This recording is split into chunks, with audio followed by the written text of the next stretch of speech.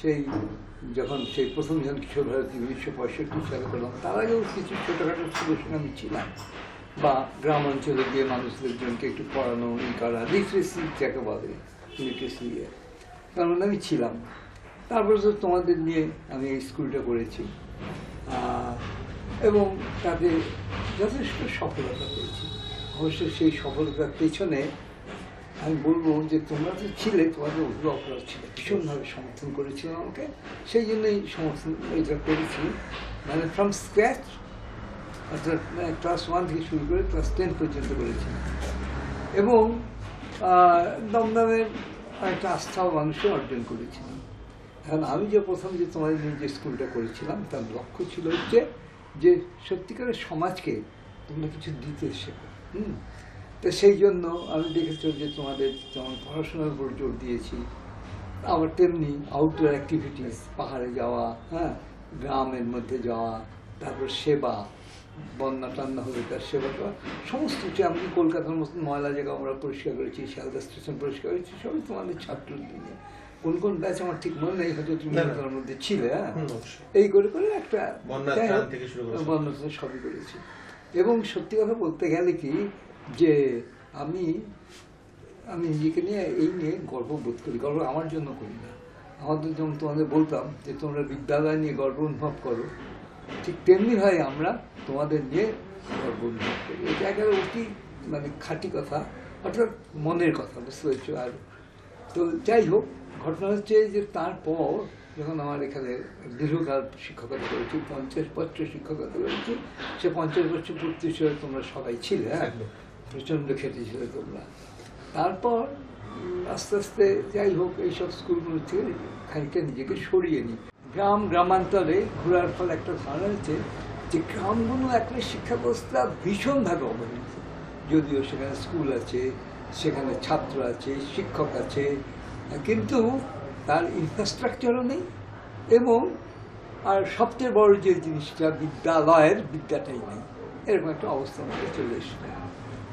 তো এই দিকেও যেমন একটা আমি কিশোর ভারতীটাকে একটা অ্যাডোলেসেন্স এইজের যে সত্যিকারের মানুষ করে গড়ে তুলবার যে জায়গাটা, সেইটা দেখবার চেষ্টা করেছিলাম, যে ছেলেদের মধ্যে একটা নূতন প্রেরণা, নূতন উদ্দীপনা, নূতন চিন্তা ভাবনা, তাই একটা কর্ম সচেতনতা, এরকম যে চেষ্টা করেছেন। গ্রামে গিয়ে দেখলাম তার কোনো স্কোপই নেই প্রায়। এখন একটা মাত্র স্কোপ সেখানে, যে তাদেরকে লিটারেসির জায়গায় নিয়ে যাওয়া। এই আমাদের যে সমস্ত শিক্ষাবিদরা যারা আছেন, যারা সমস্ত বড় বড় আইন ল তৈরি করেন, তারা তো অনেক কিছু ভাবেন এবং অধিকাংশটাই বিদেশি ভাবনার থেকে তারা এই দেশের মধ্যে সেই ভাবনাটাকে চাপার চেষ্টা করেন বলে আমার নিজের ধারণা। আমি এবার গ্রামীণ শিক্ষার দিকে, তোমরা আমাদের ওই বুকলেটটা নিশ্চয়ই দেখেছো যে সেখানে আছে যে গ্রামীণ শিক্ষার যেটাকে আমরা করার চেষ্টা, গ্রামীণ শিক্ষা স্বপ্ন পূরণ। প্রথম মনে হলো যে ওদেরকে নূতন ভাবনা চিন্তাটাও যেমন ঢোকাতে হবে, তার সঙ্গে ওদের মধ্যে পড়াশোনার ব্যাপারটাকে জানাতে হবে। এবং সেখানে গিয়ে দেখছি ফার্স্ট জেনারেশন ওরা লার্নার, হ্যাঁ, কিন্তু ওদের যে অভিভাবক যারা, তাদের মধ্যে দেখেছি প্রচণ্ড উৎসাহ। আমি গরিবের মধ্যে কাজ করতে গিয়ে দেখেছি যে সেখানে ওদের কাছে অনেক একটু পয়সা নিতে হয়, অত সরকারের পেছনে কোনো অনুদান নেই। আর আছে তোমরা ছাত্ররা বা আমার আর অন্যান্য যেসব শুভানুধ্যায়ী, তারা অনেকেই আমাদেরকে টাকা পয়সা দিয়ে এখন সাহায্য করছো। কিন্তু এই সমস্ত স্কুলগুলো যেখানে আমরা যাচ্ছি, সেখানে বলে নিয়েছি তোমাদের কিছু কন্ট্রিবিউট করতে হবে এবং তারা উৎসাহ ভরে কন্ট্রিবিউট করে। মনে রাখতে হবে যে একবারে হয়তো পাই না, ধরো ওদেরকে 50 টাকা, যেখানে এই ছাত্রনপুর যেখানে দেখছো সেখানে আমরা 50 টাকা করে ওদের বলছি তোমাদের মাসিক দেও, মায়ের বলছে মাসিক দেও তোমাদের 50 টাকা। কিন্তু মজার ব্যাপার হচ্ছে যে এই 50 টাকা ওরা একবারে দিতে পারে না, কোনো কোনো সময় একবারে দিয়ে দেয়, যখন গ্রামে 100 দিনের কাজ হয় তখন দিয়ে দেয়। আর এরা দূর দূরান্তে, কেউ বাঁকুড়াতে করছি আমরা, কেউ বর্ধমান, কেউ নদিয়া, বীরভূমে পর্যন্ত, এই সমস্ত অঞ্চল পর্যন্ত চলে যায়। তারা যখন ফিরে আসে তখন তারা তাদের টাকা পয়সাগুলো শোধ করে দেয়। সত্যি কিন্তু পড়ে থাকে না, খুব চেষ্টা ওদের যে পড়াবো আমার ছেলে মেয়েদেরকে, এইটা ওদের একটা প্রতিষ্ঠা। সেটা দেখলাম। এখন সেইটা দেখেই আমি মোটামুটিভাবে একটা চিন্তা ভাবনা করে, ছাত্রপুর এমন একটা গ্রাম, সাঁওতাল গ্রাম, এটা সাঁওতাল গ্রাম, কিন্তু তার চারপাশে কিছু আবার ওরা সাঁওতালি আর বাঙালি, ওরা কিন্তু আর কিছু বলে না। হ্যাঁ, জাত বিচার ওখানে খুব নেই, কিন্তু সাঁওতাল আর বাঙালি বিচার ভেদটা আছে। আর আশপাশে আবার বাঙালিদের গ্রাম আছে। এখন শুনতে আমার বলতে কেমন লাগছে, শুনতে কেমন লাগছে, বাংলায় বসে বাঙালিদের গ্রাম, সাঁওতালদের যে গ্রাম, কিন্তু সত্যি তাই। তো ওরা আমাকে প্রচণ্ডভাবে ওয়েলকাম করলো, যে আসুন। এবং সেখানে একটা স্কুল ছিল, বুঝলেন, ওখানে দুই মহিলা, সাঁওতাল মহিলা, তারা ওখানে কাজ করছিল, সোশ্যাল ওয়ার্ক করছিল বিভিন্নভাবে, লক্ষ্মী এবং রেবা। লক্ষ্মীরই মারা যায়, দুরারোগ্য ক্যান্সার রোগে আক্রান্ত মারা যায়, রেবা আছে। আর লক্ষ্মীদি তার যে রোজগার ছিল, রোজগারপাতি ছিল, এই গ্রাম সেবিকা ছিলেন, সেখান থেকে তিনি খানিকটা আমাদেরকেই করতেন। নাম কি, তিনি তার কয়েকজন ছেলেকে নিয়ে ওখানে রেখে তাদেরকে পড়াশোনা করাতেন। মেনলি তারা ছিল তোমার এই সাঁওতাল। তা আমরাও সেই জন্য দেখে ওর ওই স্যাক্রিফাইস, মৃত্যুকে বরণ, এই সমস্ত দেখে নিয়ে আমরা বললাম ওর নামেই আমরা স্কুলটাকে করবো। গেছিলাম আমরা। তো সেখানে কলকাতায় এক ভদ্রলোক, তারা সেখানে অনেক দিয়ে কাজ করতেন, কাজল সেন বলে, তিনি আমাদেরকে নিয়ে গিয়েছিলেন ওখানে। তারপর গিয়ে দেখলাম সত্যি ওখানে স্কুল নেই। তো আমরা স্থির করলাম ওখানে বসে যে আমরা এখানে একটা স্কুল বা বিদ্যালয় করছে করবো। করে আমরা স্টার্ট করবার জন্য কী নাম হবে, লক্ষ্মীদির নামে হলো লক্ষ্মী মুর্মু স্মৃতি শিশু বিদ্যালয়। কৃষকভারতীর যারা সব লোকজন তাদেরকে নিয়ে এটা তৈরি করা হয়েছিল, ট্রাস্ট ফর এডুকেশন অ্যান্ড রিসার্চের যে নাম আমার যে সংস্থা। আমরা ঠিক করলাম এখানে ওদেরকে তাহলে একটু ঘর যদি পারি তৈরি করে দিতে। আমি অক্লেশে ঝাঁপ দিয়ে পড়লাম, বুঝলে। শুধু আমার বিশ্বাস আমার ছাত্র, এই ছাত্র আমার পেছনে আছে, এটা আমার দৃঢ় যে তাদের সাহায্য আমি পাবো। তারা নিশ্চয়ই অন্তকে সৎ কাজ, মঙ্গলজনক কাজের জন্য এবং মানবতার জন্য তারা এগিয়ে আসবে, এই যে বিশ্বাস, দৃঢ় বিশ্বাস তোমাদের উপর ছিল। তখন আমরা ঝাঁপিয়ে পড়ে প্রথমে আমরা একটু করে জমি সংগ্রহের চেষ্টা করলাম। সেই জমিও সহজে সংগ্রহ হয়ে গেল। তোমরা যারা তোমাদের ছাত্র দাদা বা ভাই যারা আছে, তারা এটা টাকাটা তুলে দিলেন। খুব অল্প কয়েকজনের মধ্যে দিয়ে হয়ে গেল এটা। তারপরে এখন ঘর তো তুললাম, বাড়ি সেটাকে দেওয়া হবে। প্রথম ভাবলাম গ্রাম ছিলেন, গ্রামের ইসেই হোক। সেটা দেখতে গিয়ে যে প্রবলেমগুলো বললাম, খড়ের চাল হবে না, বাঁশ পাওয়া মুশকিল, জঙ্গলের কাঠগুলো হচ্ছে অত্যন্ত নরম, নরম মানে সিজন নয়, তাহলে এগুলো সব ইয়ে খেয়ে ফেলবে, নষ্ট হয়ে যাবে।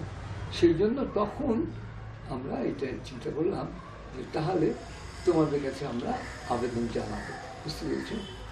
তো আবেদনটা হচ্ছে আমরা ঘরগুলো তৈরি করব। ঘরগুলো আমরা এই মাসখানেক থেকে আমরা ঘরগুলো স্টার্ট করে দিয়েছি।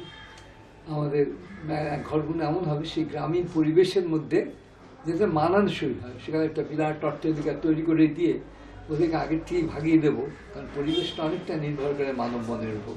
সেই রকম পরিবেশে আমরা তৈরি করার চেষ্টা করছি। এবং একটা বড় পরিকল্পনা, অর্থাৎ আমাদেরকে একটা অফিস ঘর করে দিতে হবে, আর একটু ওই ল্যাট্রিন ফ্যাট্রিন করে দিতে হবে। কারণ গ্রামে এটা একটা প্রবলেম দেখেছি, সব ছেলেরাই হোক মেয়েরাই হোক ওই জঙ্গলের মধ্যে চলে যায়। না, এটা খুব দৃষ্টিকটু এবং অস্বাস্থ্যকর বটে। কাজে এইটাই এখন বাকি আছে আমাদের।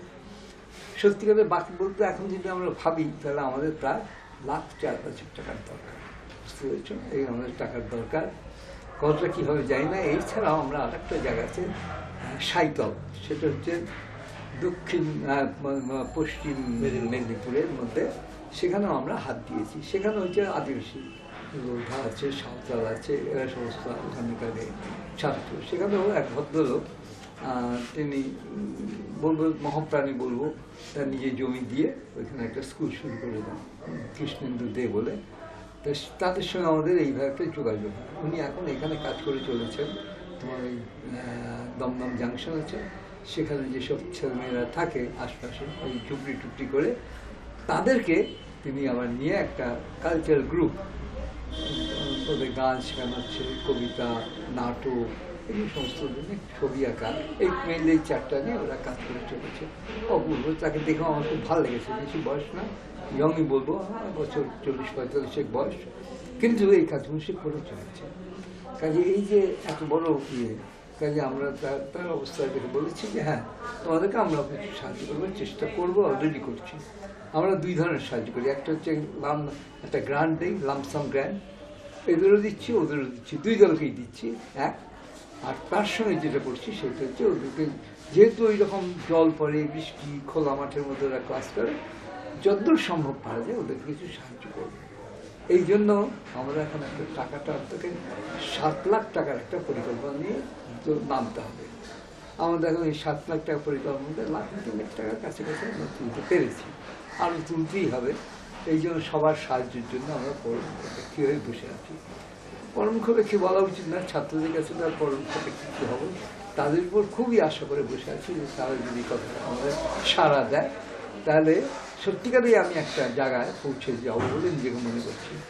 আর একটা কথা, স্বপ্নটা হচ্ছে এই স্বপ্ন পূরণ, যে আমরা একটা দুটো নয়, আমরা প্রকৃতপক্ষেই যেটা করতে যাচ্ছি 5টা গ্রামে ভেদ হইব, 5টা গ্রামে করবার চেষ্টা করবো। তাহলে হচ্ছে কি 5টা গ্রামে একই সিলেবাসে একই উপায় একই নিয়মে যদি কোর্স পড়াতে পারি, তাহলে লোকের চোখের সামনে এটা আসবে যে না, এই ধরনের একটা সিস্টেম গড়ে তোলা যায় যেটা বাস্তবসম্মত, অথচ সেখানে কিছু কাজ করা যেতে পারে শিক্ষায়। সেই জন্য আমাদের লক্ষ্য 4টা। আমাদের সম্প্রতি একটা কারণায় একটা মেয়েদের একটা কিছু করবার ইচ্ছা আছে, সেখানে একটি মুসলিম মেয়েকে পেয়েছি, গ্র্যাজুয়েট, কিন্তু অদ্ভুত তার স্টেমিনা, পাঁচটা অ্যাক্সিডেন্ট নষ্ট হয়ে গেছে, তা সত্ত্বেও সেই গ্রামে গ্রামে ঘুরে ঘুরে এই সমস্ত কাজগুলো করে চলবার চেষ্টা করছে।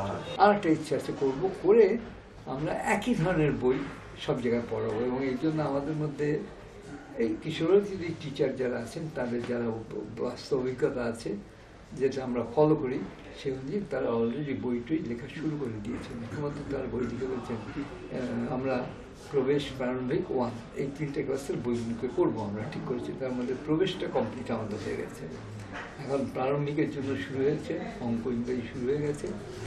আশা করছি আগামী বছরের মধ্যে আমরা এটাকে সম্পূর্ণ করে ফেলতে পারবো। এইভাবে একটা বিস্তৃত পরিকল্পনা নিয়ে আমরা আরম্ভ করেছি। ওখানকার শিক্ষকরা কারা থাকবে? ওরা ওই স্থানীয় ওরা ম্যানেজমেন্ট করবে। আমরা শুধু একটা সাহায্য দেবো যাতে ওরা এগিয়ে যায়, কারণ সেই সাহায্যটা না পাওয়ার ফলে ওরা সব খানিকটা নিজেরা যা হয় চারদিক থেকে সাহায্য টাহায্য পায় না, তখন তারা সমস্ত হতাশ হয়ে বসে পড়ে। সেই যাতে তাদের মধ্যে হতাশা না আসে এবং একটা মহৎ কাজ করছে, একটা মানবিক, আমরাও মনে করি একটা মানবিকতার মহৎ কাজের সঙ্গে আমরা নিজেদেরকে যুক্ত করতে পারলাম।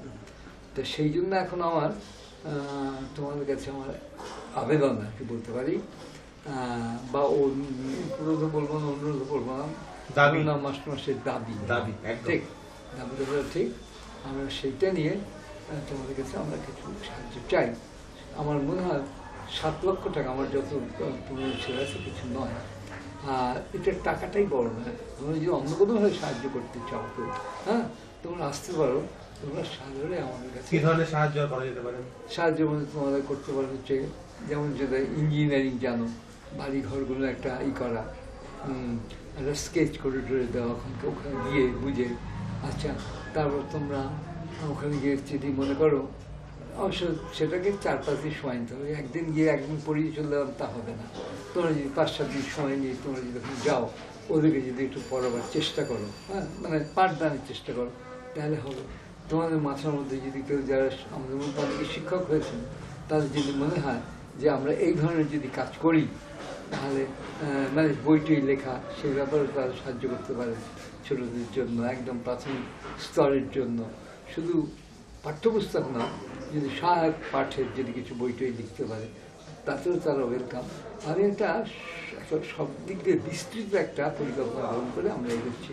এটা শুধু একটা স্কুল করলাম, এটাই বড় কথা, ঠিক আছে?